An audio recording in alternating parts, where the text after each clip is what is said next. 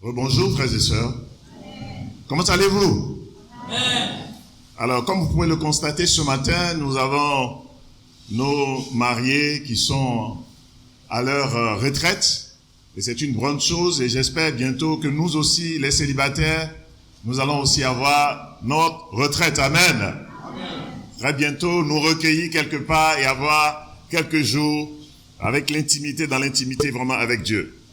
Alors, ce matin aussi, nous n'avons pas les adolescents. Les adolescents sont à Kenani, voilà, dans leur préparation des différentes activités de l'Église. Et pour vous informer, nos champions de l'année dernière, qui étaient les premiers au football, malheureusement, les premiers sont devenus les derniers. Voilà, mais c'est pas grave. C'est écrit dans la Bible. Voilà, donc ça ne nous surprend pas, ça va arriver que les premiers seront les derniers et que les derniers seront les premiers. Même les derniers, maintenant, peuvent être les premiers demain. Amen. Amen, frères et sœurs. Levons-nous donc et donnons une accolade chaleureuse à notre voisin. Avant de poursuivre, on va chanter un cantique. Voilà, désormais, je vais vous habituer à ça. Pour profiter et chanter des cantiques que nous ne chantons pas. Alors, pour ceux qui ont leur livret, c'est le cantique numéro 115. 115. Et ceux qui n'ont pas leur livret, j'ai amené cette semaine une vingtaine de livrets de chants. Ça coûte 3000 francs. Il y a une vingtaine, une dizaine à Trècheville, et il y a une dizaine ici à Makori. J'ose croire qu'à la fin de ce mois, nous allons épuiser ce stock. En plus, au moins il y a encore une dizaine avec toi, non? Il y a 5 avec Franck Aibé. Il faut que, au moins à la fin du mois de septembre, tout le monde ici ait son livret de chant. Comme ça, quand on est en train de chanter un cantique que tu ne connais pas, on ouvre, tu ouvres, et puis tu apprends. Tu vas vraiment t'habituer avec le temps et devenir un vrai adorateur. Amen, frères et sœurs. Amen, frères et sœurs. Alors, le cantique 115 dit Abba Père. Abba Père, je veux être à toi seulement. Et ma volonté soumettre à toi constamment. Que mon cœur reste enflammé. Près de toi, je veux rester. Abba Père, je veux être à toi seulement. Amen. Abba Père, je veux être à toi seulement. Et ma volonté soumettre à toi constamment, que mon cœur reste enflammé, près de toi je veux rester. Abba Père, je veux être à toi seulement. Et ma volonté soumettre à toi constamment. Que mon cœur reste enflammé, près de toi je veux rester. Abba Père, je veux être à toi seulement. Maintenant les hommes. Abba Père, je veux être à toi seulement. Et ma volonté soumettre à toi constamment. Que mon cœur reste enflammé, près de toi je veux rester. Abba Père, je veux être à toi seulement. Les frères, on va essayer. Amen. Abba Père, je veux être. Reprenez. Abba Père, je veux être à toi seulement. Et ma volonté soumettre à toi constamment. Que mon cœur reste enflammé, près de toi je veux rester. Abba Père, je veux être à toi constamment. Ah, seulement, excusez-moi. Seulement la fin.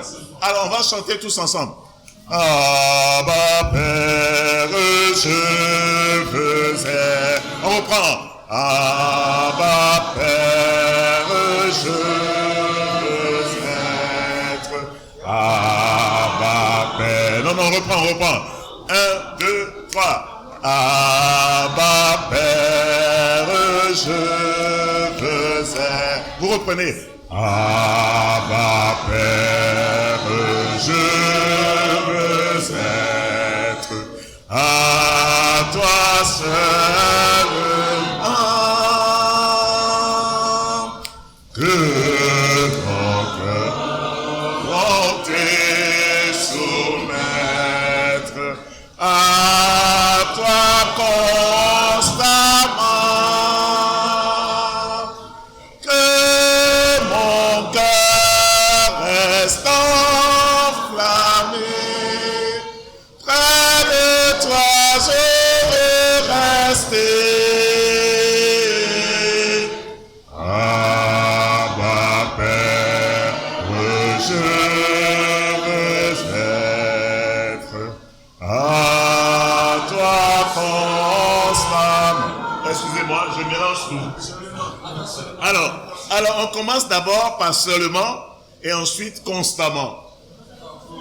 Non. C'est seulement d'abord. Voilà, Abba Père, je veux être à toi seulement. Ok?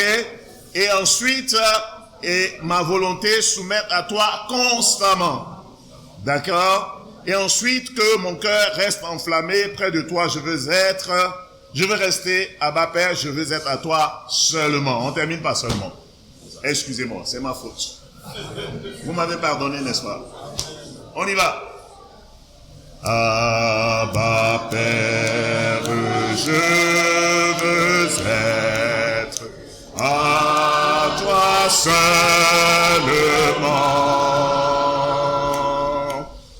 Et ma volonté soumettre à toi constamment. Que mon cœur reste enflammé, près de toi je veux rester. Abba Père, je veux être à toi seulement. Une dernière fois. Abba Père, je veux être à toi seulement.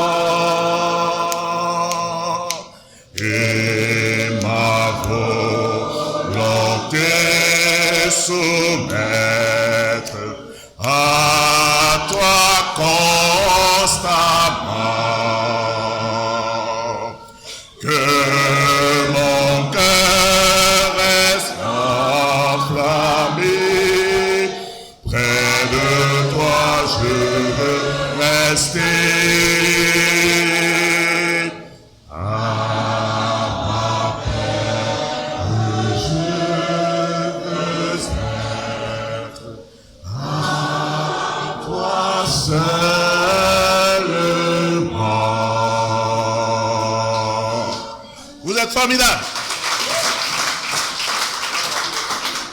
Baissons la tête et prions. Abba Père, tu es notre Père.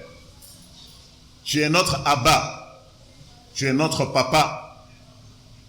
C'est toi qui nous as conçus. C'est toi qui nous as donné la vie.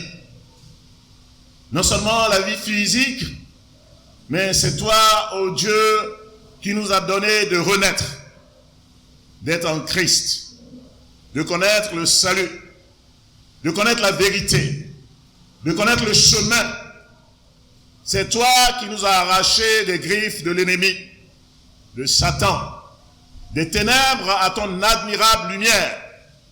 C'est toi notre Dieu. C'est toi le commencement et la fin.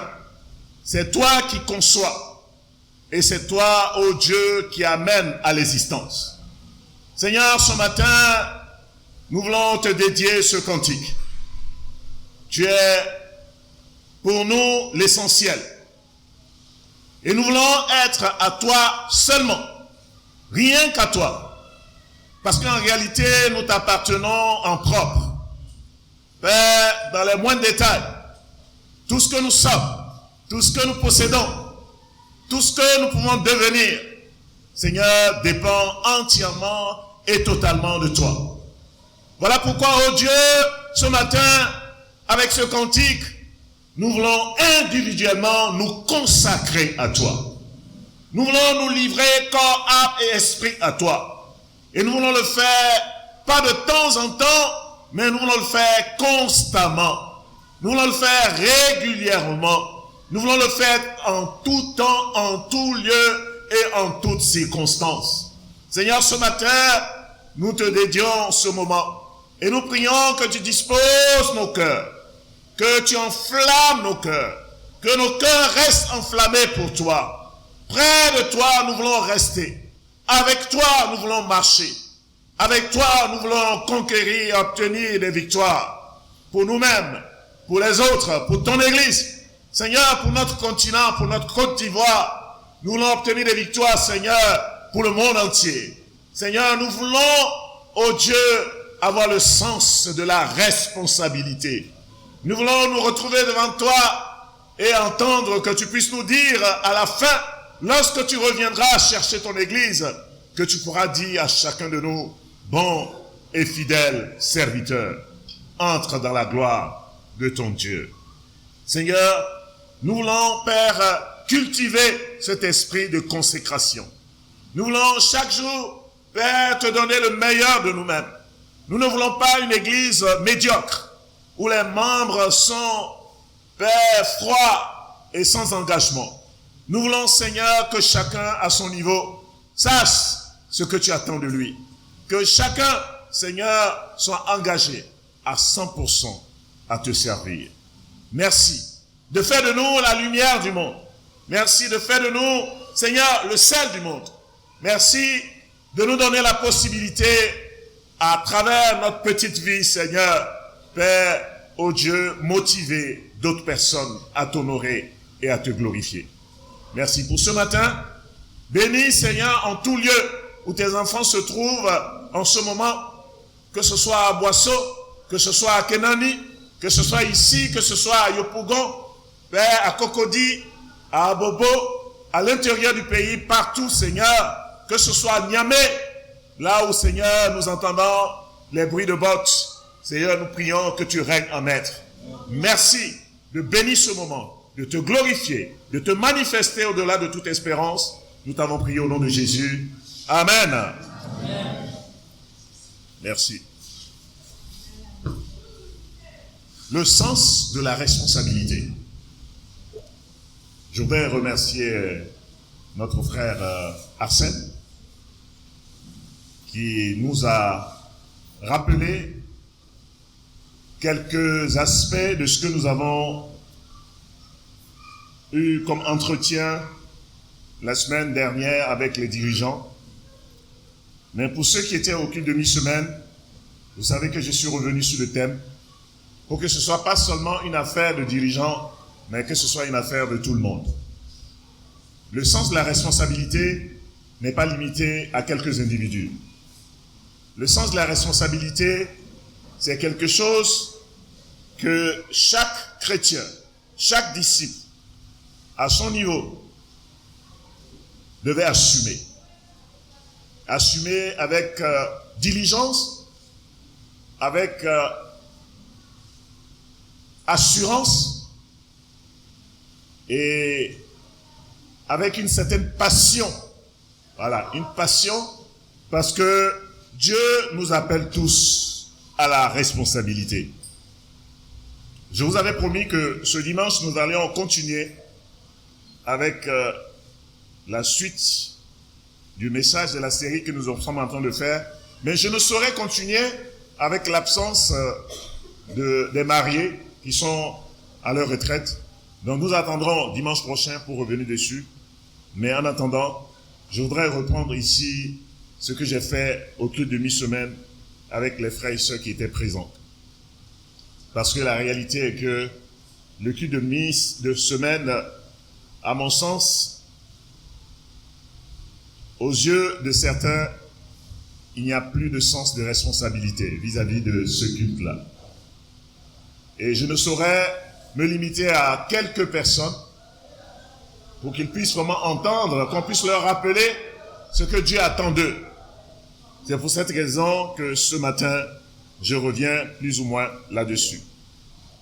Je suis d'autant encouragé à le faire parce que un frère qui était présent après le culte m'a appelé et m'a dit « J'ai été touché, ça m'a édifié, ça m'a amené à me réveiller et à me poser la question de savoir si je suis vraiment un serviteur de Dieu. » Parce qu'en réalité, on ne saurait être un serviteur de Dieu et ne pas avoir le sens de la responsabilité. Alors, c'est quoi la responsabilité? La responsabilité, c'est l'état ou la qualité d'une personne qui est responsable. Voilà. Quand on est responsable, eh bien, l'état ou la qualité qui nous permet d'être responsable, eh bien, c'est la responsabilité. La responsabilité a fait quoi? À répondre de nos actes. La responsabilité à répondre de nos actes. C'est-à-dire que chaque acte que nous posons, que ce soit bon ou mauvais, de toutes les façons, nous allons rendre compte de cela à Dieu. Même si à l'instant T, au moment où nous posons l'acte, rien ne se passe, que il n'y a pas quelqu'un qui vient nous gifler pour nous dire « Hey, ce que tu viens de faire n'est pas bien », ça ne change en rien que nous sommes responsables des actes que nous posons. Et que vous considérez cela ou pas, de toutes les façons, l'acte que vous avez posé aura des conséquences. Tôt ou tard. Voilà. Supposez un acte, bien, tout de suite vous pouvez avoir le résultat, ça peut être un bon résultat, ou bien tout de suite, ça peut se retourner contre vous. Mais il y a des actes aussi qu'on pose et dont on voit les fruits plus tard ou les résultats plus tard. La responsabilité, c'est une obligation morale, frères et sœurs. C'est une obligation morale dans laquelle tout être qui revêt ce caractère-là de responsabilité est donc engagé. Il se trouve engagé pour répondre personnellement de ses actes. La responsabilité est une obligation, elle est morale. Ça se passe ici. Elle est morale. Dans laquelle tout être qui revêt ce caractère de responsabilité se trouve donc engagé pour répondre personnellement, c'est lui, personnellement, de ses actes. J'ai parlé, j'assume ce que j'ai dit. J'ai posé un acte, j'assume l'acte que j'ai posé. Je suis resté tranquille, dans le silence, c'est aussi un acte. Je vais même répondre de mon silence. Amen, frères et sœurs. Si dans une situation, on m'interpelle, Dieu m'interpelle à faire quelque chose, et que je ne bouge pas, que je reste là, j'ai quand même posé un acte. Le fait de ne pas bouger face à un commandement, nous allons répondre aussi de cet acte-là. Si Dieu me dit, va dans ce sens, et puis que je décide, je vais plutôt dans ce sens, je vais aussi répondre de cet acte. Du fait que Dieu m'a dit, va ici, et puis que moi je vais ici, je vais répondre de cela. Je ne peux pas penser pouvoir faire cela, et puis, il n'y a rien, quoi. Il y a fouille. Avec Dieu, il n'y a pas, il y a fouille. Je vais vous ramener tout simplement à Adam et Ève. Amen, frères et sœurs. Ils étaient dans la présence de Dieu, ils vivaient tous les jours avec Dieu, ils se réjouissaient avec Dieu et ils profitaient de tout ce que Dieu a mis à leur disposition. Jusqu'au jour où ils ont décidé d'aller à l'encontre de ce que Dieu leur a dit. Et vous savez qu'ils ont répondu de cet acte-là. Ils ont répondu parce que Dieu a dit, je vous avais averti, que le jour où vous mangerez de ce fruit-là, eh bien, vous mourrez. Je suis un homme, je suis un Dieu rempli d'amour, mais je suis un Dieu juste aussi qui tient à sa parole. Comme j'ai dit, que le jour où vous en mangez, vous allez mourir, eh bien, vous allez mourir. Et si malgré l'amour que Dieu avait pour Adam et Ève, qu'est-ce qu'il a fait? Il les a chassés de sa présence. Tout en leur donnant encore une nouvelle opportunité de pouvoir avoir le sens de la responsabilité. Amen, frères et sœurs. Donc Dieu, parfois, il peut agir tout de suite. Il peut aussi attendre pour que la punition, parce qu'il est patient. Dieu est patient. Il répète pour que nous comprenions. Parfois, nous-mêmes, nous allons poser des actes et tout de suite, nous allons tomber. Et quand on tombe, ça nous interpelle, on se relève. Et quand on se relève, on se pose la question, mais qu'est-ce qui a fait pour que je sois tombé?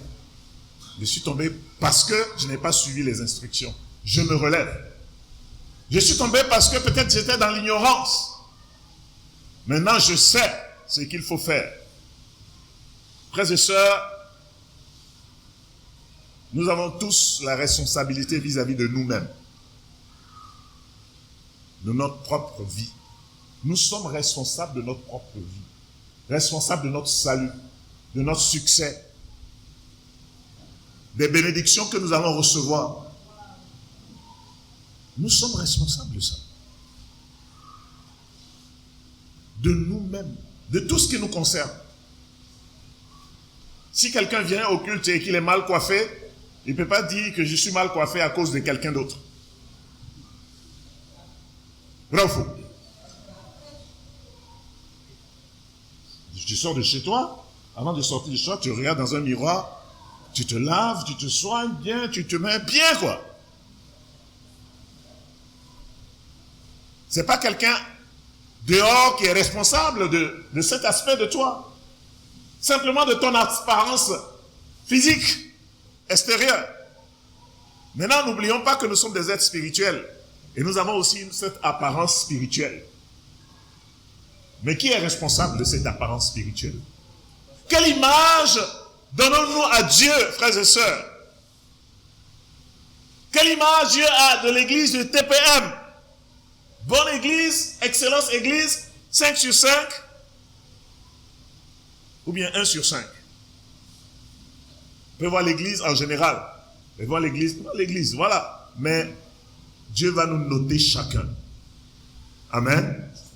Dieu nous observe individuellement. Ce matin, il nous a déjà noté. Que vous le sachiez, il faut que vous le sachiez. Dieu nous note au fur et à mesure qu'on avance. Il nous observe, il nous regarde. Il mesure l'engagement de chacun de nous. Il connaît ceux qui sont consacrés et il connaît ceux qui sont complètement désengagés. Il connaît, comme mon frère l'a dit tout à l'heure, ceux qui étaient engagés avant et qui ont baissé dans leur régime et qui aujourd'hui ne le sont plus. Le sens de la responsabilité, c'est envers nous-mêmes d'abord. Et ensuite, le sens de la responsabilité, c'est aussi vis-à-vis de nos proches, de nos proches, les siens, vis-à-vis des siens, les nôtres. Souvenez-vous de la deuxième génération des hommes sur la terre. C'est Abel et Caïn, deux frères. Et ils ont offert des sacrifices à Dieu. Dieu a accepté celui d'Abel et a rejeté le sacrifice de Caïn. Ça aussi, il y a une raison. Dieu n'a pas décidé de regarder, non, moi je préfère Abel, c'est pour ça que j'ai accepté son sacrifice. Non, c'est ce qu'ils ont offert avec le cœur qu'ils l'ont offert. C'est tout cela que Dieu a regardé pour accepter. Dieu aurait pu accepter tous leurs sacrifices. Mais il y avait un problème avec le sacrifice de Caïn. Et Dieu l'a rejeté. Et qu'est-ce qui s'est passé? Caïn s'est mis en colère. Contre qui? Normalement, il devait se fâcher contre qui? Contre lui-même. Certains, vous avez failli dire Dieu. Quand tu as échoué à un examen, tu ne vas pas être fâché contre ceux qui ont corrigé tes copies. Tu dois te remettre en question toi-même. Je dis, ah mais où est-ce que j'ai fauté? Je veux savoir. Où est la vérité? Avec ce que moi j'ai fait, je compare et puis je vois, je dis, ah, donc je n'étais pas dedans, je ne maîtrisais pas. Maintenant, je vais maîtriser, n'est-ce pas? Caïn n'était pas fâché contre lui-même. Il s'est fâché contre son frère. Il s'est fâché contre Dieu aussi. Mais quand il s'est fâché, Dieu, du haut du ciel, quand vous êtes fâché, Dieu sait. Voilà. Quand vous avez des choses dans votre cœur, vous dites à personne. Dieu est au courant. Donc Dieu était au courant et puis il s'est approché de Caïn et puis il a dit, mais pourquoi tu es dans cet état-là? Le péché est tapis à ta porte et désire te dominer. Mais toi, tu peux en être le maître. Non, tu peux prendre le dessus. C'est le péché, tu es dans le péché. En fait, Dieu était en train de dire à Caïn, tu es dans le péché. Tu es dans le péché de quoi? C'est quel péché? Caïn est coupable de quel péché? Frère, ce jour, de jalousie, il y a jalousie. De quel autre péché? De l'orgueil. Il y a de l'orgueil dedans. Parce que même quand Dieu a fini de lui parler, il n'a pas écouté. De la désobéissance. De l'indépendance. Parce que, en réalité, quand vous regardez dans la loi de Dieu, ce qu'on devait offrir à Dieu, c'est des sacrifices vivants. Vivants. Lui, il a offert les fruits de son champ. L'herbe et le champ, ça c'est pour nous. Tout ce que Dieu trouve dans le champ là, pour manger, c'est ce que Dieu a dit, ça c'est pour vous. Mais pour ce qui est vivant là, pour sacrifier quelque chose, il faut me sacrifier un sacrifice vivant. Et nous sommes, frères et sœurs, des sacrifices vivants. Pas des sacrifices morts, mais vivants. Il y a ce qu'on offre, et puis il y a la manière dont on offre aussi. Est-ce que vous êtes avec moi? Tu peux même offrir tout ce que tu as de meilleur à Dieu. Mais si dans ton cœur tu te sens mal avec le fait d'avoir offert, Dieu n'accepte pas, il n'agrée pas ton sacrifice. Le péché est tapis à ta porte et décide de dominer. Mais toi, tu peux en être le maître. Reste, je vais être honnête avec vous, il y a beaucoup d'orgueil dans cette église. Beaucoup d'esprit d'indépendance. Les gens font les choses à leur rythme, comme ils l'entendent. J'aimerais voir un dimanche à 9h30 que la salle soit aussi remplie. C'est pas possible. Frères et sœurs, le sens de cette responsabilité-là. Ma responsabilité, c'est de vous rappeler que Dieu veut que les gens soient ponctuels, que les gens soient présents, que les gens soient amoureux de Dieu. C'est pour ça qu'on a chanté que ma volonté soumettre à toi constamment, à toi seulement, régulièrement, assidûment, humblement. Je fais une pause parce que je ne sais pas comment Dieu se sent avec certains parmi nous. où on est obligé de venir à l'église après 9h30. Frères et sœurs, nous n'avons pas rendez-vous avec des êtres humains. Nous avons rendez-vous avec le Dieu Tout-Puissant. Tu ne donnes pas rendez-vous à quelqu'un d'important et puis tu viens à n'importe quelle heure. C'est une insulte, c'est un manque de respect. C'est un manque de considération. Non seulement pour ce Dieu, mais aussi pour tous les autres qui ont rendez-vous avec Dieu. Comme un seul homme, nous devons tous, au moment de louer Dieu, être présents. Amen. Comme un seul homme. Un peuple soumis, un peuple malléable que Dieu peut envoyer ici, envoyer là-bas, hein, comme il veut. Mais si seulement pour être présent au culte qui se passe le dimanche, nos frères au premier siècle se retrouvaient tous les jours. Mais accorde au moins à Dieu ça. Je ne sais pas comment tu vas au travail. Est-ce que c'est comme ça aussi que tu vas au travail? Donc nous avons un sens de responsabilité. Caïn, pour revenir à Caïn, il était dans le péché. Et beaucoup parmi nous sommes dans le péché. Et le péché est tapis à notre porte et désire nous dominer. Mais nous pouvons prendre le dessus. Dis à ton voisin, tu peux prendre le dessus. Tu peux. Tu peux être ponctuel. Tu peux être présent. Tu peux obéir. Tu peux être meilleur. C'est ta responsabilité. Mais aussi, c'est le sens de la responsabilité, c'est vis-à-vis de notre prochain. Notre prochain. Vous connaissez l'histoire avec le bon samaritain. Quand Jésus dit son prochain, il m'a dit, qui est mon prochain? Qui est mon prochain? Mon prochain, c'est tous ceux que je rencontre et qui sont dans un besoin que moi je peux combler. Amen. Mon prochain, c'est l'autre. C'est celui qui n'est pas de ma famille, mais qui est quand même dans le besoin. C'est mon prochain. Mais nous avons surtout, frères et sœurs, une responsabilité envers nos frères dans la foi. Surtout dans la foi. Nous avons la responsabilité de veiller les uns sur les autres. De nous interpeller les uns les autres. Notre prochain, c'est celui qui est dehors, qui ne connaît pas encore Christ. Qui ne connaît pas encore la vérité. Mais notre responsabilité, c'est surtout devant Dieu. Devant Dieu. Parce que lui, que vous le voulez ou non, nous allons nous retrouver et lui rendre compte. Donc tout ça, c'était mon introduction.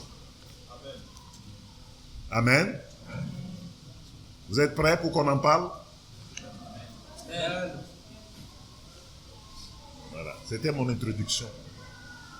Pour définir ce que c'est que la responsabilité. Luc chapitre 12. Luc chapitre 12, versets 47 à 48. Luc 12, 47 à 48. Et je lis en français courant.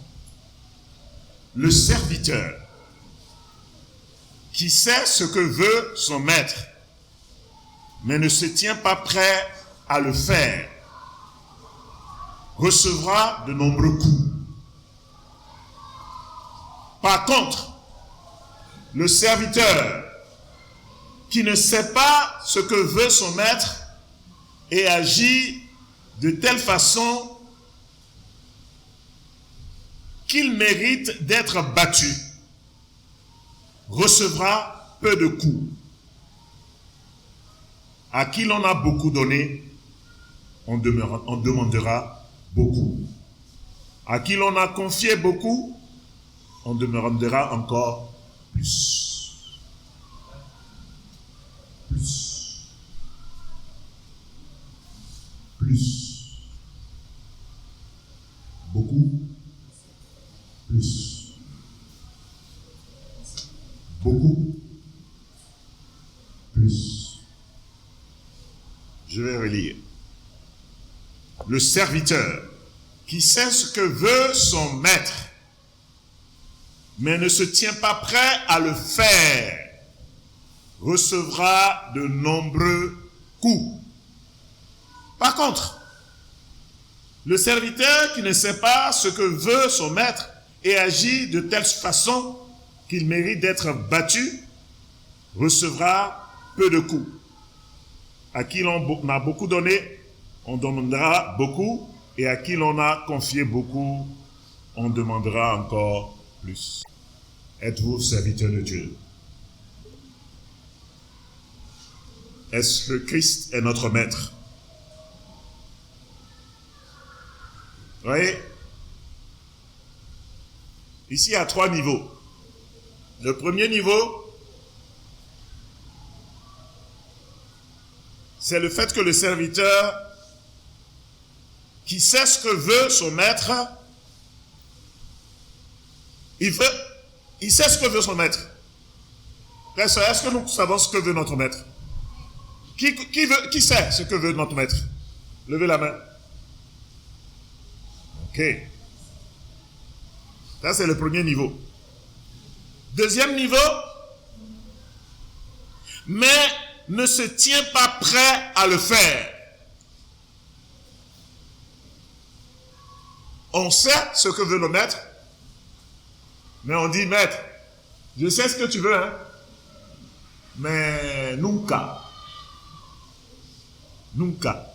Vous savez c'est dans quelle langue? Bon, j'ai vécu au Sénégal, c'est les Cap-Verdiens qui utilisent ça, ils parlent portugais. Voilà. Nunca, jamais. Jamais.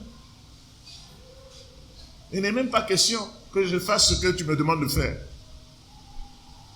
Y a-t-il donc quelqu'un dans cette salle qui sait ce que veut son maître et qui dit non à son maître? Est-ce que c'est même envisageable? Est-ce que même dans la tête d'un serviteur de Dieu, il peut envisager que lui, il puisse dire non à son maître? Est-ce que c'est possible? Est-ce que c'est acceptable?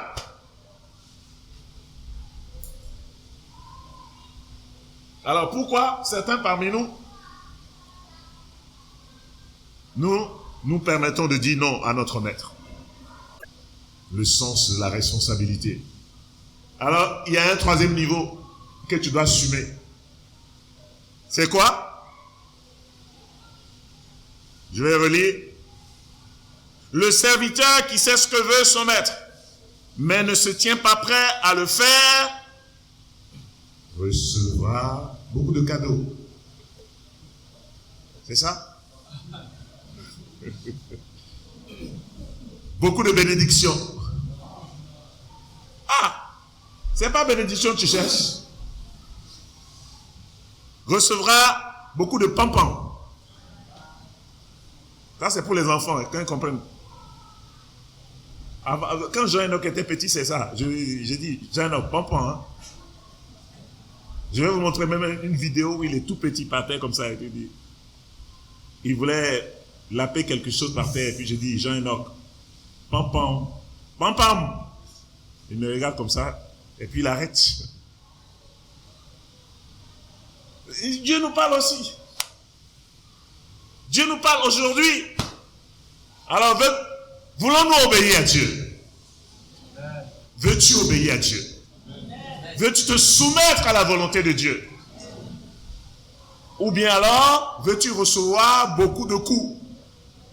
Si tu as envie de recevoir beaucoup de coups, amen, alors il faut dire non à ton Dieu.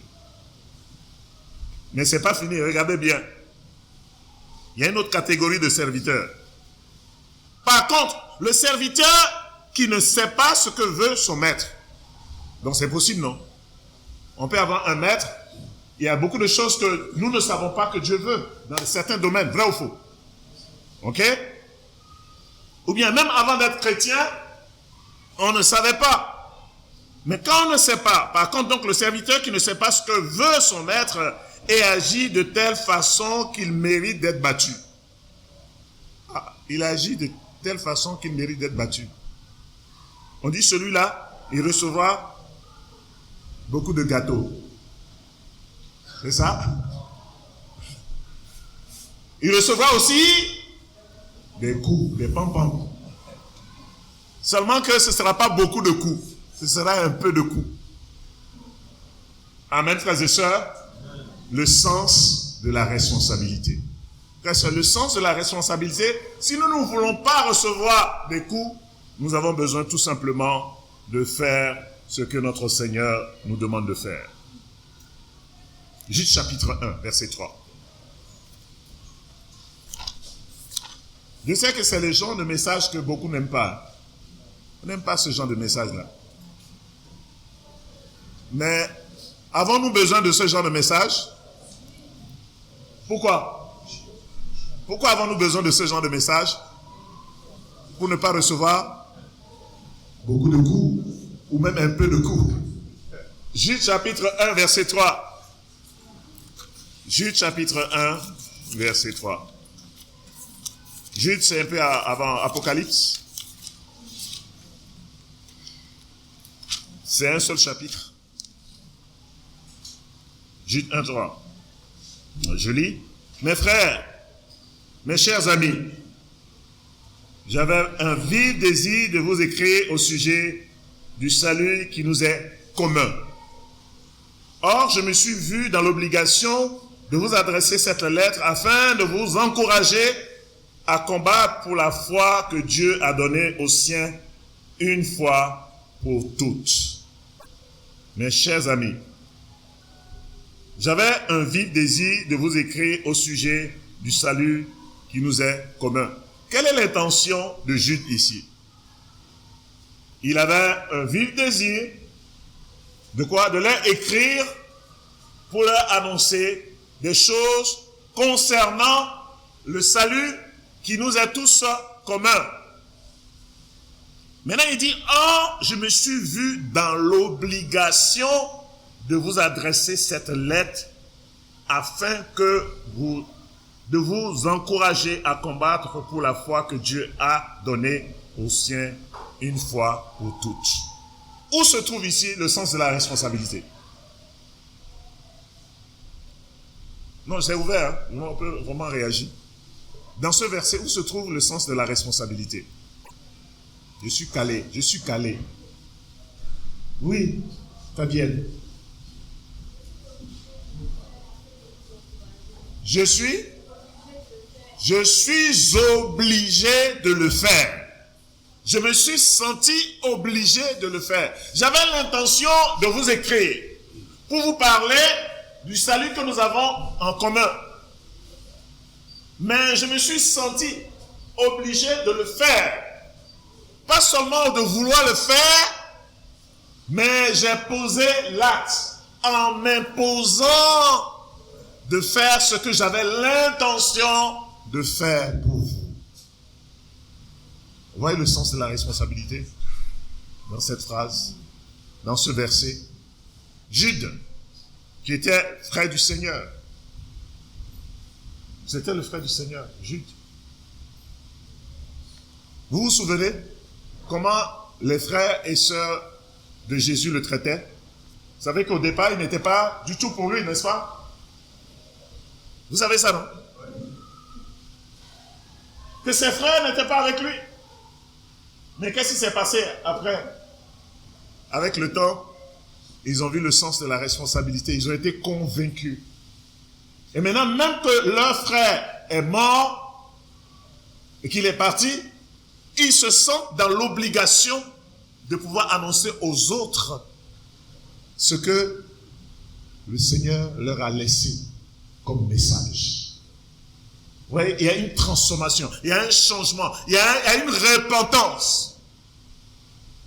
On peut à un moment T ne pas avoir le sens de la responsabilité, et puis à un autre temps, parce qu'on a pris conscience, devenir responsable.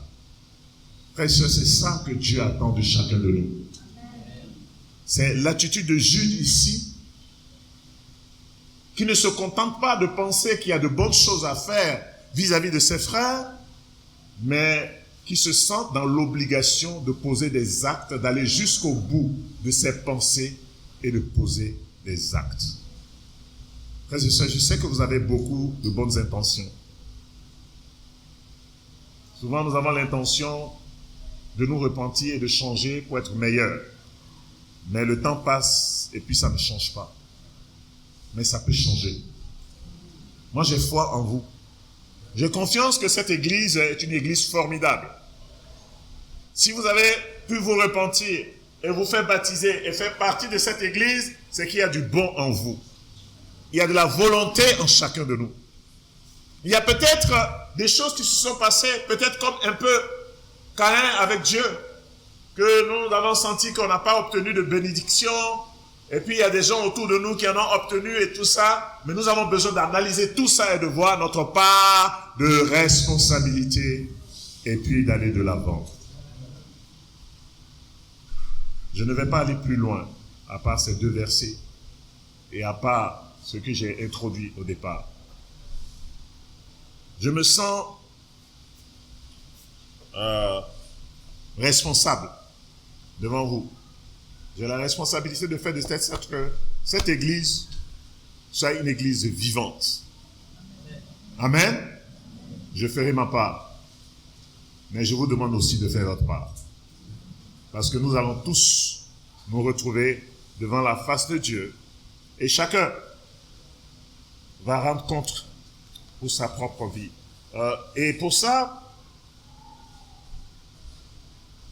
c'est le verset que notre frère a lu au repas du Seigneur. N'est-ce pas? Que nous allons en rendre compte pour notre propre vie. C'est pas ça? C'est quel verset? Vous l'avez noté? Romains 12, verset 6 à 7. Voilà pourquoi je ne vais pas le relire, puisque notre frère l'a lu au repas du Seigneur pour nous, que nous allons tous rendre compte à Dieu. Que ce soit maintenant ou que ce soit plus tard, nous allons rendre compte à Dieu. Soyons des serviteurs qui savent ce que veut leur maître, mais qui obéissent et qui font la volonté de leur maître.